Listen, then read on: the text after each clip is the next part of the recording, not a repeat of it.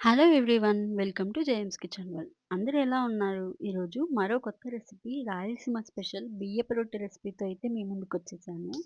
బియ్యపు రొట్టె morning బ్రేక్‌ఫాస్ట్‌లోకైనా, night డిన్నర్‌లోకైనా చాలా బావుంటుందండి. చాలా క్విక్ రెసిపీ కూడా. తెలంగాణలో సర్వపిండి చేస్తారు కదా! అలాగే కొంచెం డిఫరెంట్‌గా రాయలసీమ చేస్తాము. మరి లేట్ ఎందుకు? Let's get into the recipe. ముందుగా ఒక బౌల్‌లోకి 3 కప్స్ ఆఫ్ బియ్యపు పిండిని జల్లించి తీసుకోండి.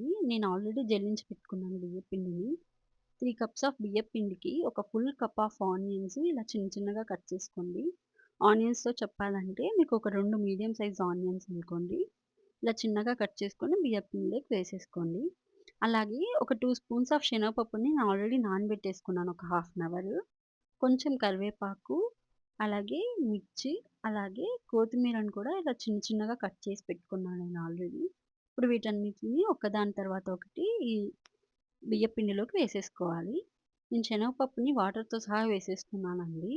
అలాగే కొంచెం కొత్తిమీర, అలాగే 2 మిర్చి తీసుకున్నాను నేను. మీకు కొంచెం స్పైస్ ఎక్కువ కావాలంటే ఇంకొన్ని మిర్చి యాడ్ చేసుకోండి. అలాగే కరివేపాకును కూడా ఇందులో వేసేయండి. ఇప్పుడు టేస్ట్‌కి తగ్గట్టు సాల్ట్ వేసుకోండి. సాల్ట్ వేసేసుకున్న తర్వాత ఒకసారి అంతా బాగా కలుపుకోవాలి. వాటర్ మొత్తం ఒకేసారి వేయొద్దండి. వేడి వాటర్ వేయాల్సిన పని లేదు ఈ రొట్టెకి. నార్మల్ వాటర్ అయినా వేసేయొచ్చు. కొంచెం కొంచెంగా వాటర్ వేస్తూ ఈ వీడియోలో చూస్తున్నట్టుగా మెత్తగా కలుపుకోవాలి పిండిని. మరీ జారుడు పిండిలా ఉండకూడదు. ఇలా మెత్తగా ఉండాలి పిండి. ఈ క్వాంటిటీలో ఉంటే సరిపోతుంది. అలాగే ఒక 2 స్పూన్స్ ఆయిల్‌ని వేసుకొని మళ్ళీ ఒకసారి బాగా కలిపి మూత పెట్టి పక్కనుంచుకోండి.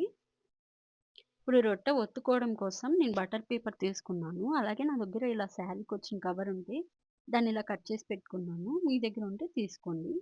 అలాగే కొంచెం ఆయిల్‌ని కూడా పక్కన పెట్టుకున్నాను. ఈ రొట్టె ఒత్తుకునేలోపు నేను స్టవ్ మీద పెనంనైతే పెట్టేసాను. అది హీట్ అవుతుంది కదా!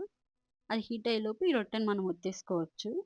ఇప్పుడు బటర్ పేపర్‌కి కొంచెం ఆయిల్ వేసి, కొంచెం పిండిని తీసుకున్నాం కదా! ఇలా ఒత్తి దాని పైన కొంచెం ఆయిల్ వేయండి.